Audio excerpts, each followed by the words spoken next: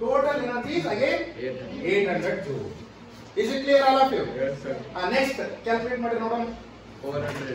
ಇಲ್ಲಿ 2 ಇದ್ದಾಗ 400. exactly 400 ಬರ್ತದ.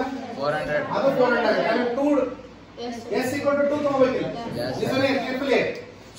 ನೋಡ್ಬೇಕಿಲ್ಲ. s equal to 2 ತಗೊಂಡ್ರಿ 2 to cancel ಆಗ್ತದ. 10 ಉಳಿತು.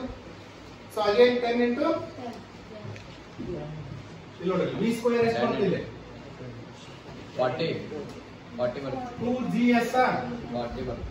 so 2 to cancel ಆಯ್ತು. 2 to the 4 into 10 40. so ಇಲ್ಲಿ 40 ಬಂತು. ಇಲ್ಲಿ 10 ಆಯ್ತು. ಇಲ್ಲಿ 400 ಬಂತು. ಮಾಡ್ಬೋದಲ್ಲ? Yes, sir. ಇಲ್ಲಿ 400 ಇಲ್ಲಿ 400 ಬರ್ತಲ್ಲ.